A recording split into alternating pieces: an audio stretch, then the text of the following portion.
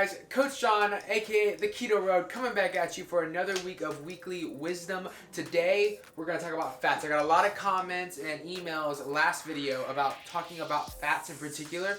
So I think we're going to break down this into two parts, the what, the how much, and the where. So today is going to be the what and the how much. So basically we're going to talk about what fats are, what makes up healthy fatty acid structure, and then how much should you eat of each and what does that look like. So to begin, we're going to talk about what fatty acids are. So basically they're a carbon chain structure. Okay, so they have this thing called a carboxyl group. I think that's how you pronounce it. I have a hard time pronouncing it, but basically carboxyl group connected to a carbon chain. So obviously it doesn't look exactly like this if you have it more spread out, but to give you an idea, each one of these points here, I'm going to zoom that in for you. Each one of these points here is a carbon, okay? It's a carbon. And it's going to be connected, since it's connected to two other carbons, it'll be connected to two hydrogens. And even at the end of the chain, because it has one carbon connection, it's going to have three hydrogens, okay? Now, this right here is a saturated fat. What that means is that each carbon molecule is connected to 2 to 3 hydrogens and 2 other carbons, 2 to 1 other carbons, okay? Now, what can happen in fatty acid structures is something called a double bond between 2 carbons. And so basically what that does is it can twist the structure of it and making it not as stable as, say, a saturated fat, which is why, like, olive oil is a lot more liquid at room temperature than animal fats would be. Animal fats have a lot more saturated. Olive oil is going to have a lot more monounsaturated. Monounsaturated means that there's one double bond carbon double bond that is tilting the structure. So just like with the saturated, right, we've got these carbons and then we got these hydrogens. But right here, we have a carbon connection and then 2 carbon bonds. 2 carbon bonds. So it's only connected to 1 hydrogen and 1 hydrogen. See what I mean? So basically what that does is it allows the fatty acid to shift in shape and make it a lot more unstable. That's when we get into polyunsaturated. So polyunsaturated is where there's more than 1 double bond. So we've got 2 double carbon bonds, which is kind of making it do like this loop thing, if you will, right?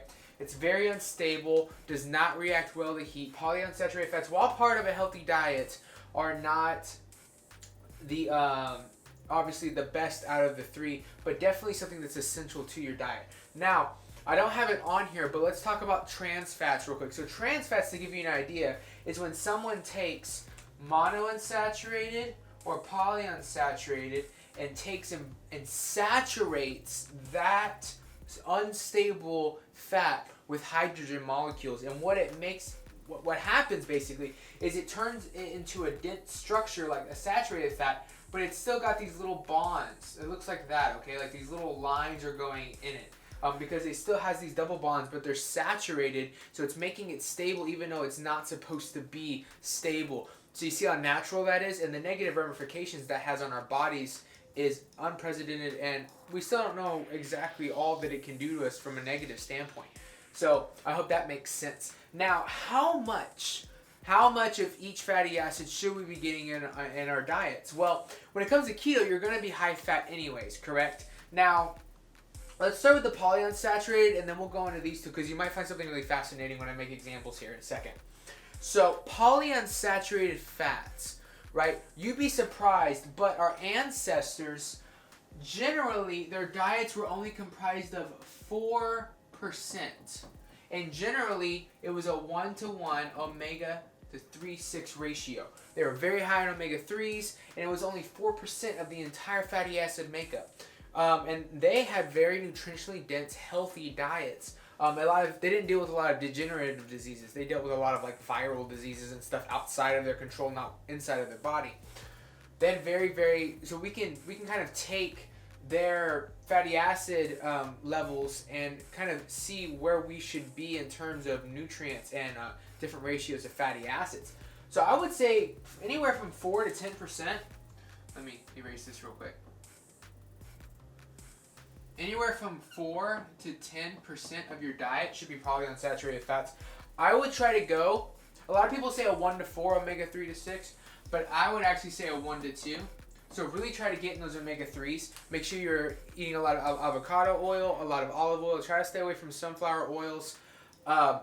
Grass-fed beef at the end of the day does have a better ratio, but if you can't afford that, then just get the grain-fed beef, but get pasture-raised eggs. Learn to sacrifice somewhere to help get the omega-3 ratio up. Now we've got monounsaturated fats, okay? Now if this is 4 to 10, right, then for me personally, I like having this one anywhere from 40 to 50%. So I like having a lot of monounsaturated fats in my diet. Again, avocado oil is a big one for me. Olive oil is a big one for me. I probably eat 4 to 5 tablespoons of avocado oil a day. I love it. It has a lot of omega-9s, a lot of oleic acid, which is really good, which we can get into that in another video. But yeah, so I'd say about 10%, about 40% monounsaturated, and then the other 50% is going to come from saturated. Saturated fats are so important for hormone balancing. They're building blocks for so many things in your body. So that's how I would break it down if I was really going to get in the nitty and gritty. But basically, for simplistic terms, just make sure that you're eating a lot of the healthier fat sources, which we'll get more into. Like, I'm going to get some foods and we're going to break down what kind of fats have percentages of what, saturated, poly, and monounsaturated. But just know that this is kind of the ratio you want. So you're going to look for, fatty acids, fatty oils that have more monounsaturated than polyunsaturated. Try to go for grass-fed beef rather than grain-fed. And if you can't sacrifice that for price, and I understand that, try to go for more of the pasture-raised eggs and things like that. But next video, part 2, we'll get way more into depth in what different foods have different fatty acid complexes and what that means for you and how you should go about gauging that. Alright guys, I hope you all enjoyed the video. Hope you learned something. Until next time, love you guys. Peace out.